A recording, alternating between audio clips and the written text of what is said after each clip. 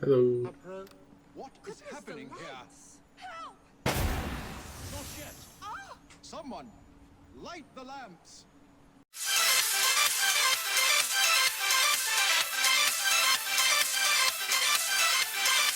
Hello everyone, it is the Almighty Jeff and this is episode 23 of Assassin's Creed Syndicate. Last time Evie took on the First Templar hunt and child liberation in Southwark and cleared up a lot of the collectibles in the region. She then met up with Charles Dickens once again and brought the hypnotist who was responsible for the Hell's Bells mystery to justice. So, of course, today is a Jacob episode and we are actually just above the moving mission marker that is for the next memory in Sequence 5. As per usual, I've done my 5 Ned missions. We're actually getting very close to finishing that last rank now. And I've managed to raise a bit of money, so again, we're just shy of 65,000. So we're going to back into our gang upgrade. So we're going to grab the next 2, which will leave just 2 more, 1 more that we can get immediately, and then 1 that we'll be getting in a couple of weeks. So I'll start off with Training Rooks 3. Rooks receive expert combat training. They are now level 9. Excellent. That'll help. And for a bit of extra income, Tea Magnate. Invest in London's tea businesses to increase their train hider income by £500 every 30 minutes and your maximum save capacity by £500. Cool. Alright, so it's just that last one, which we could afford, but I think we'll just leave that for now. Okie dokie. Let's get on with the next mission. Research and development. Jacob visits Miss Attaway again to continue the assault on Milner. Let's do it. Find out what we'll be doing this time. Jacob to get into Pearl's good graces. Mr. Fry, I told you to make an appointment. My schedule was open. You're fortunate I like you.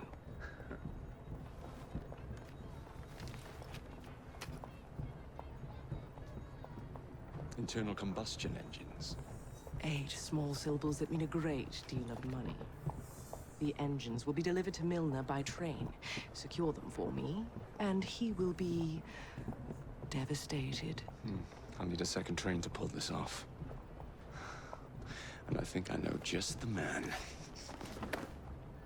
So we have a deal, Mr. Fry? You're fortunate I like you, Miss Attaway.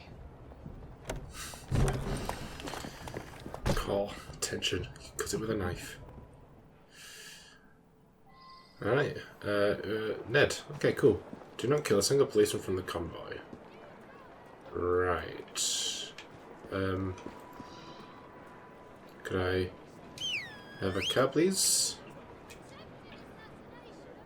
Right, lads. That'll be all. Did he actually...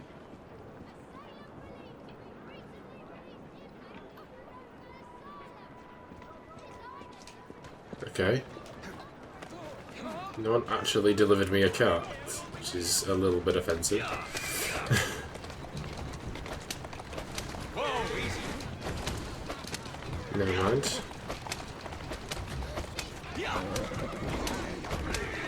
Okay, so we're speaking to Ned, which we'll probably be doing soon enough anyway, because close to finishing up with him. I take it we're hijacking a convoy, judging by the optional. Is Ned moving?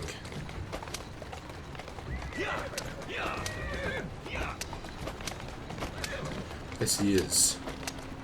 Why is Evelyn in a bloody moving carriage?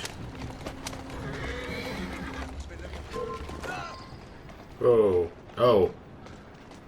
Ah, that's... Okay.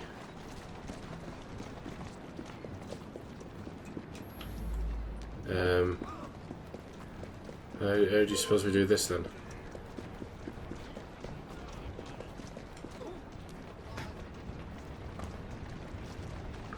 Oh wait, okay, I've got an idea.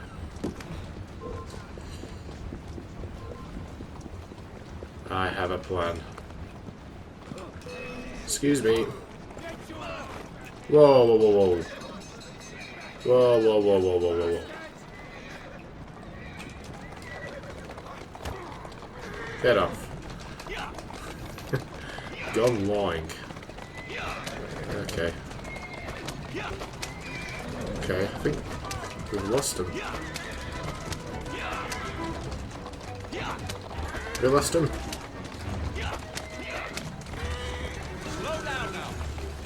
My word. There you get. Blimey.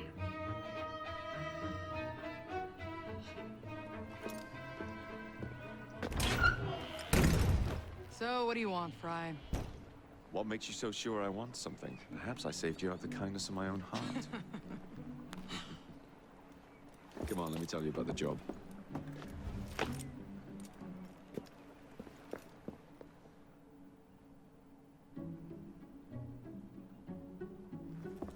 Milner's pulling a lot of cargo there. Just be sure to make the transfer. Give him hell. Okay. Attach the reinforcement wagons. Oh, this is us. Okay.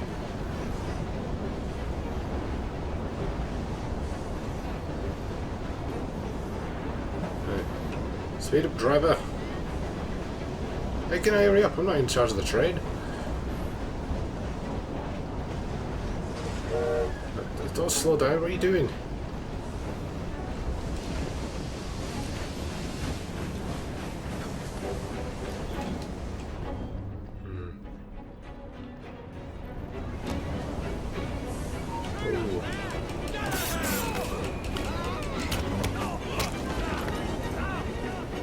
Okay, I think that's a...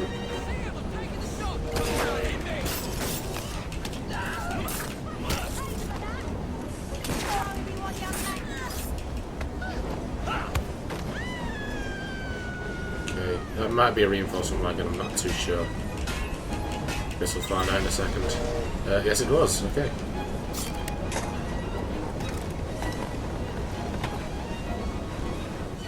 Nope. Not this one.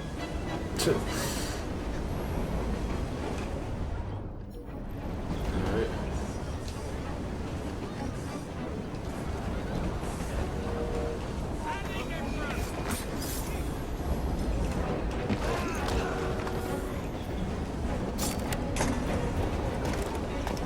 What about this one? Nope, of course it's not. Not what I'm after. Third time is, as always, the chow.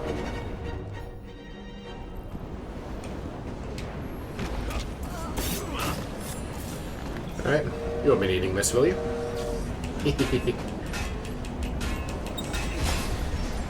Nice.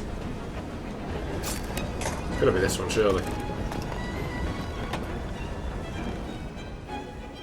Here we go. Here we go. Oh. Damn. Good job I didn't fall off though. I was thinking that would be it.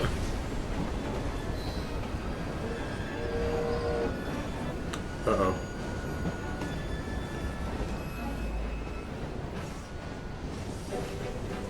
Hello, hello, hello. What? You're completely fine. What's the issue?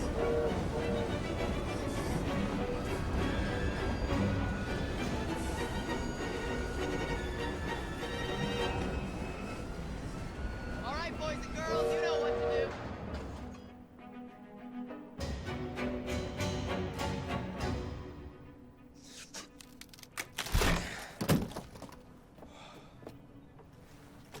The internal combustion engine. The end of horse-drawn transport. It's like gazing into the future. What is the going rate for the future, do you think? We're not selling them. You're giving them to your contact? You'd be paid all the same. Who is this Pearl, anyway? How long you been working with her? She's a business partner. That's all you need to know.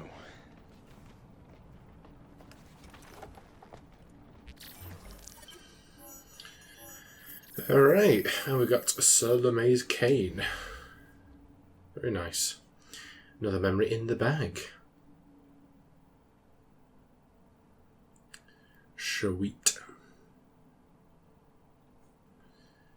Alright, so we know the drill. Next, unless it's thrown into a cutscene, I don't know. Oh. Very fancy. Jings, I hope I didn't make it too la-di-da. Slap some gold leaf here and there. I gave the wood a splash of shellac. I've holstered the lot. And how do you like the lampshades? Very nice. Thank you, Agnes. Clara always looks so depressed, doesn't she? She's like she's in a constant state of utter despair. Okay, so yeah, as I was going to say, you know the drill. What we're working on next is, of course, the next dreadful crime. A letter? For me? For me? Yeah, we're not doing that just yet, although we will be doing it at some point this week. Let's have a look. Dreadful crime, dreadful crime. Conjuring up a killing. I think that's the next one, all the way in Westminster. Where's the other one, by the way? Just out of curiosity. Next stop murder. Yeah. I believe this is the next one in the progress tracker. Yeah. So let's go and check it out. Alright, here we are. Apparently we're dealing with Dickens this time. Conjuring up a killing. Solve the murder of spiritualist Thaddeus the Amazing. Well then, that sounds enticing. It's a nighttime murder. My It dear was already friend, nighttime, so the Ghost Club has an extraordinary case for you.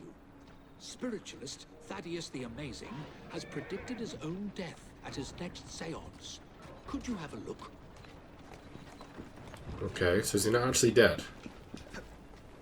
Or is he dead and I'm not entirely sure. But okay. Let's have a look. Psychic says. Oh, he's still alive.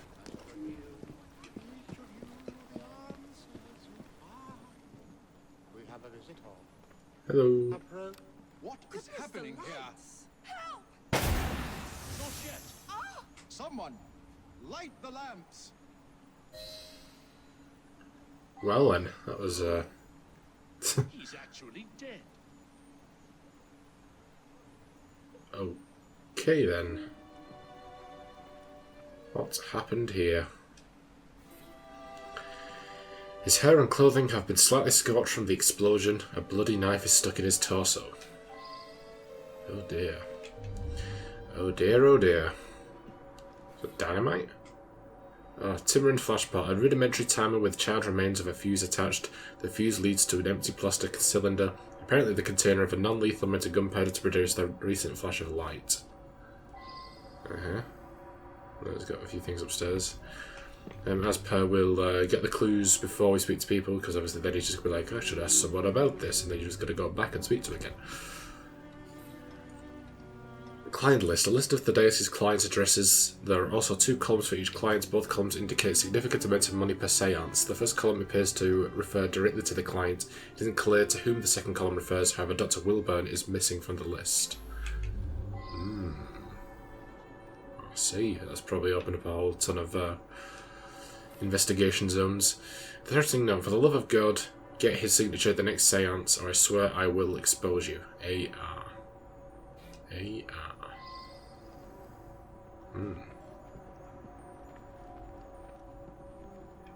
Exposing A. Alright, let's just get this chest as we're going through.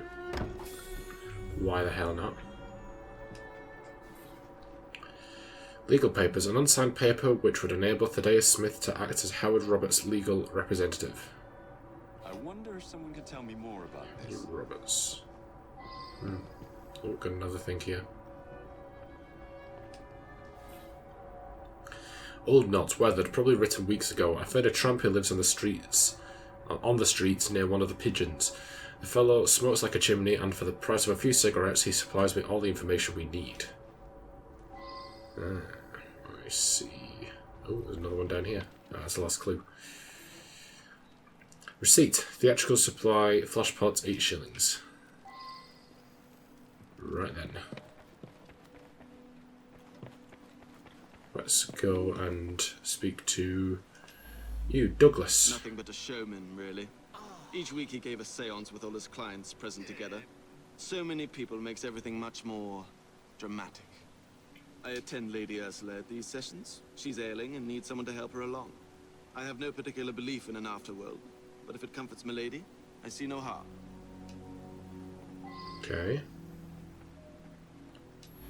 Thaddeus. I sought him out after the death of Mittens. I was so hoping to hear from my loved one. I'm convinced Thaddeus could have communicated Mittens' wishes to me. I must know to whom Mittens wishes that I should leave my fortune. And now Thaddeus is lost to us. I shall never know. Mittens is my beloved kitty cat. She was run over by a milk wagon several weeks ago. I've been trying desperately to contact my sweet thing ever since. I'm not well, though, and likely haven't long to live myself. So you want to put your will and testament in the hands of a cat? Fair enough. Howard Roberts, HR. This is so frustrating. I had a simple question, but have had to come back for séance after séance, week after week. Each time Thaddeus divined a partial number from the other side, but never the entire correct number. Today he promised that I would get everything. Thaddeus felt that if I signed some papers, it would demonstrate to my dead father that I had absolute trust in Thaddeus. Dr. Wilbur. He was an incredible psychic. I came to clarify some personal financial matters. I don't understand what happened. He foretold his own death, but I didn't expect it to happen like this. James Asquith. I have no doubt that his powers were genuine. He was able to tell me of my daily comings and goings, and all manner of details that he couldn't possibly have known. He certainly was going to be able to put me in contact with my sister. I'm so sorry to lose Thaddeus. The oddest part is that he claimed all would be revealed to each of us before his death. I've been coming here to decide whether I should accept a marriage proposal. Thaddeus had been attempting to contact my departed sister so that she could give me advice. Thaddeus was a kind man who sincerely wanted me to make the best choice. Now what am I to do? Just 1 second, let me look through that again. There's, expose you AR. Okay, which was AR? So you went AR, were you? It's Dr. Wilburn, as you. Howard Roberts. AR. So maybe a wife or something? I don't know. Okay, well, I don't quite know enough yet. What do we got? Let's look at our map. Which was closer? Just go around, I suppose. I'll go to Robert's house then. Let's go. Off we go. Very confusing. All I thought is when they said that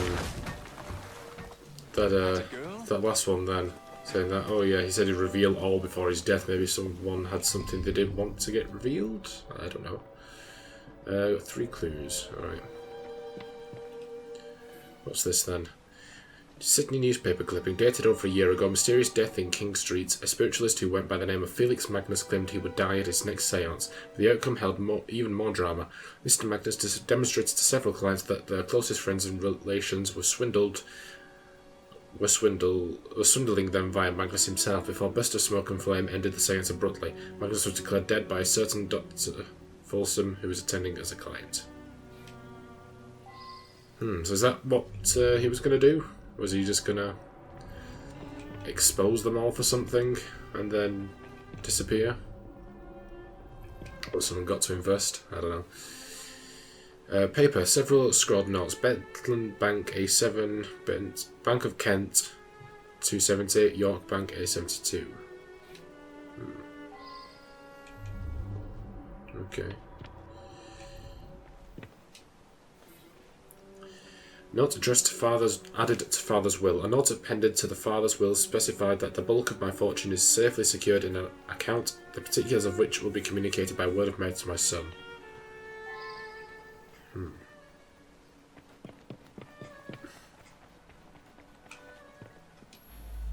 Anne Roberts, there you go, the AR. My brother has become obsessed Oh, with brother. some secret bank account. He inherited almost all of my father's fortune, as well he should as the male heir. But some was locked in a secret account. I think it unlikely that it should be a significant amount. I went along to the seances a couple of times. I thought it was a waste of my brother's time. Power of attorney to a psychic? That sounds very unusual indeed. Okay. Right. Okay. I'm going to have to take this vehicle. That's got around. I'm not completely sure as to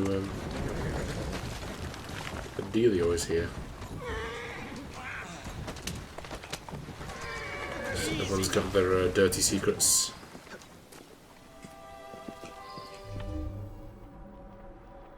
Four clues, 2 suspects. What is any clues down here? Ah, okay. Business letter. Mr. Everett Boyd's business plans appear to be sound. As long as he has no other pressing obligations, I believe that if your daughter accepts his proposal, the money you settle on the happy couple would mean the success of Mr. Boyd's venture, and your daughter, Janice, would live a comfortable life. I wonder if someone could tell me more about this.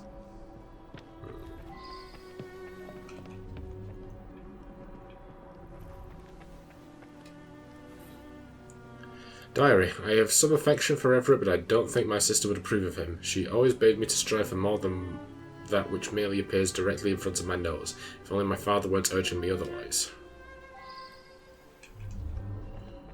I'm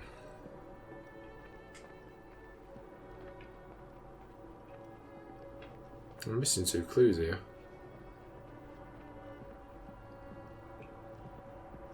Oh. Right. Right at the entrance, of course. Colt, there's a letter in one of the pockets. Boyd, dear lad, if you don't get me the money by the end of the month, you will be in a heap of trouble. That kind of trouble that hurts. Need I say more? Oh, I see. Still missing a clue.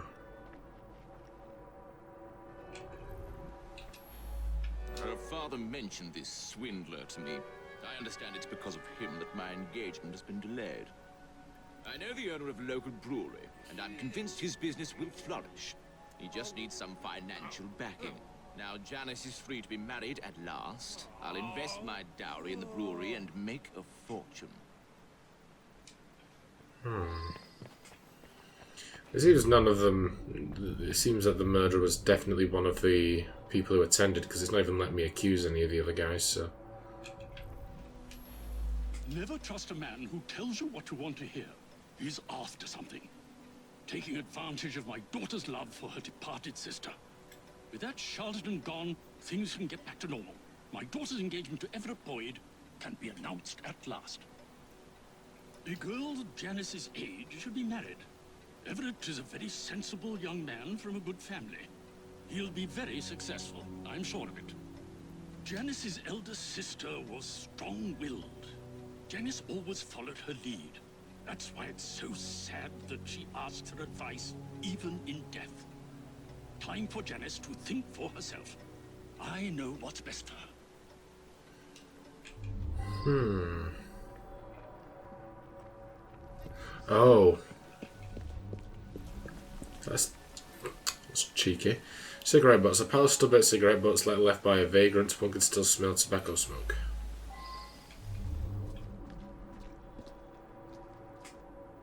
Okay, we'll go check that out in a second.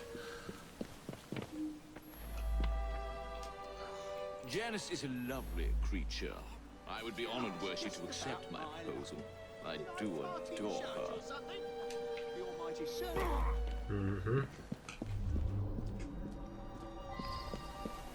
Okay. Where is this taking me?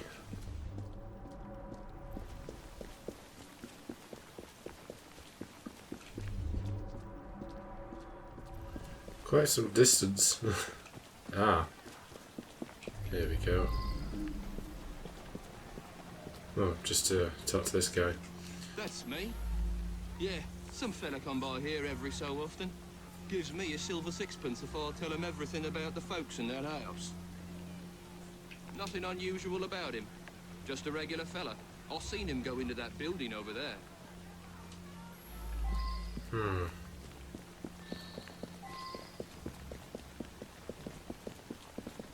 Interesting.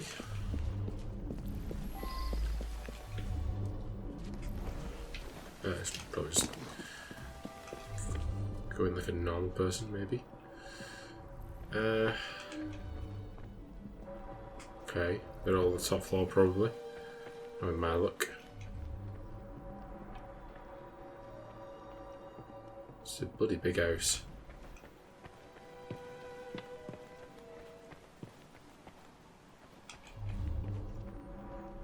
Okay, here we go. Business card. Several business cards for a medical doctor. All are identical except one. Each is printed with a different name.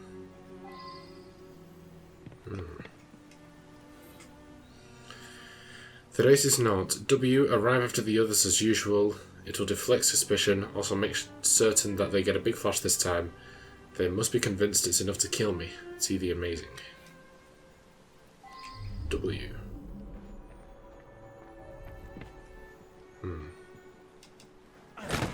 So he's in cahoots with one of them. Client files. A set of files containing disorganized details regarding Thaddeus' clients. For example, wants Cat to tell her he should inherit. He should inherit. Dennis's sister called her Sissy. The cat loves to play with lady. Use teaspoons. Wants you to tell her that her sister approves of the marriage. Knows account number. Needs his signature to access. Howard's father enjoyed grouse shooting. I believe I should re-interrogate a suspect. Oh, hang on. Whoa. She says the account number is A72 at Kentish Bank. Right then, okay, this is interesting. So we just need to find Lady Ursula's now, don't we? She did Roberts. Street corner, Lady Ursula's. Oh no, we just came from Lady Ursula's, didn't we? No, we came from Asquith's. I'm very confused. Did we? I can't remember. No, I didn't do Lady Ursula's, did we? Alright. It's a bit of a long-winded one. Still not convinced. They all seem like they've got something to, some dodgy secret, so to speak. They probably don't want getting out in the world. But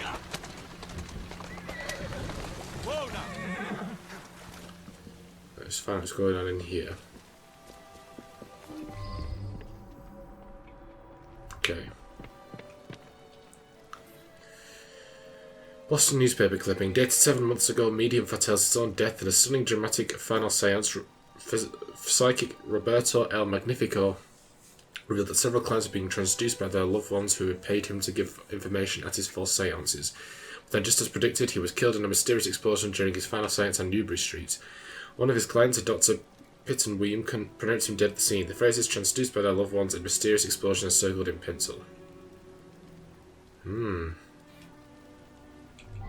So that'll be the business cards because he had loads of different names. So it seems that somebody seems to know what his trick is. So it could be Lady Ursula, or it could be her butler. Later, I found another newspaper article similar to the one I gave you. This one is from Sydney. It appears we will be exposed at the next seance, just as those people were. Douglas, you've got me into this. You better solve it. Douglas. Was that the name of the butler? I can't remember. We'll find out. We go back, presumably. And here we go. Last clue. Lady Ursula's will. To Miriam, my maid, and to Douglas, my butler, I leave my Belshingham china, in thanks for their long service, to be given on their wedding day, whenever that day shall be. I leave my dear cat Mittens all my remaining worldly goods, in the hope that they bring him even a small portion of the joy he has brought me. In anguished handwriting in the margin is scrawled, whatever will I do now that my dear Mittens is no more? That's interesting. That is interesting. So that note in his office said to leave the inheritance to him, so maybe that was Douglas as well. Lady Ursula's health is not good at all. And now she's lost her cat, it's almost like she has nothing left to live for. He's been Lady Ursula's butler for years. We have plans to marry. But first, Douglas needs to put together a little nest egg. He says he'll have some money soon. Lady Ursula was planning to leave her fortune to her cat Mittens. Since the cat passed on, she's been going to that spiritualist in hopes that Mittens will tell her what to do with the money.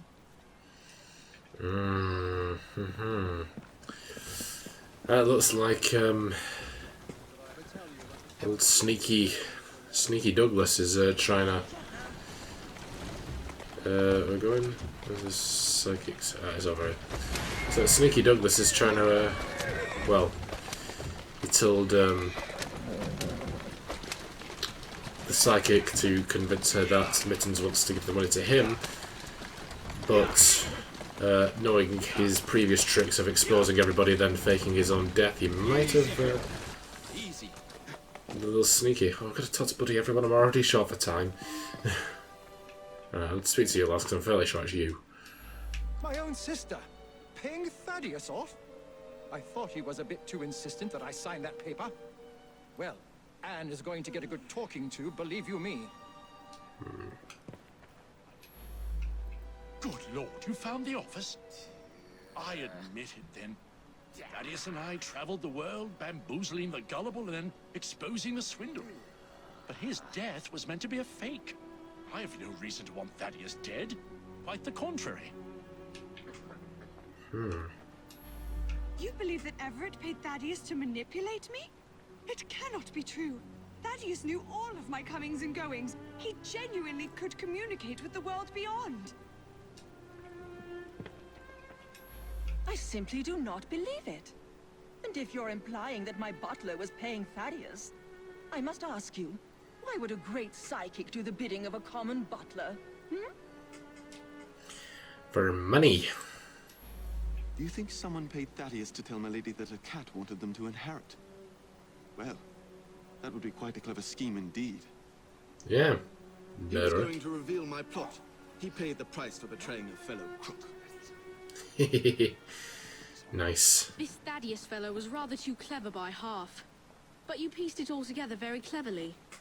Mr. Raymond was particularly interested in this one. He admired the duplicity of Thaddeus. Alright, conjuring up murder. Spiritualist Thaddeus Smith routinely swindled not just his clients, but his clients' friends and families. In city after city, Thaddeus and his confederate Dr. Wilburn lured in those desperate to speak to the departed in the afterworld. The swindlers were doubly paid, first by the clients, then by those close to them who wished to manipulate them. In such a fashion, Miss Anne Roberts hoped to gain legal authority for her brother in order to remove funds from a secret account. Mr. Everett Boyd wished to ensure his marriage to Janice Esquith would take place in order to gain a lucrative settlement, and Lady Ursula's butler, Douglas, wished to have her dead cat counsel her to leave her fortune to Douglas himself. But none of those accounted for Thaddeus' odd quirk of enjoying giving a good lesson to his fellow swindlers once he'd emptied the coffers of his clients. Thaddeus then habitually exposed these manipulators before escaping by feigning his own death. This was corroborated by the supposed Dr. Wilburn purporting to be simply one more client, but on this occasion Anne realised the coming exposure and enticed the butler Douglas, the only swindler present at the crime scene, to murder Thaddeus in the dark. Farewell, Thaddeus, you may now speak to those in the afterlife at your leisure. In the afterworld at your leisure. Henry Raymond. That was an interesting one.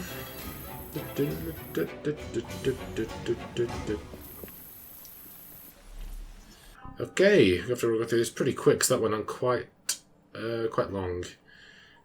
So we're just going to go straight to Progress Tracker. Got Sequence 5, we've done Research and Development. London Stories, we have done Conjuring Up a Killing. And Miscellaneous, I think we just got like a couple of chests in Westminster, didn't we? Yes, we did, okay. Inventory, of course, we're going to go through this with Evie. So we'll leave all that. Oh, can we get a gear upgrade? No, we can't. Okay, never mind. Skills, we've got 5. We'll just finish this one, I suppose. Execute number 2. Okay, and we've not actually put up anything in the database today. That's odd. Alright, let's get your skill. Skill and gill. Alright. Weapons. So we are still... So that's 3 now. Okay. Ocean Cane Sword. Long as what this has... This one slumbered dead and dreaming beneath the waves. Right.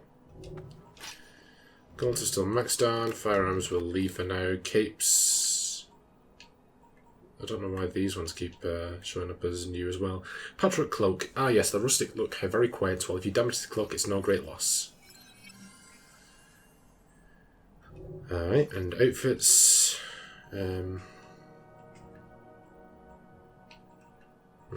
Let's get Aveline. Channel the strong will and incredible bravery of Aveline de Grand Pré. Long time no see. Okay, I think that's it. Very nice. Okay, that is where we're going to end it for today. Good episode there. I was quite enjoyed the memory, and the murder mystery was quite an enticing one.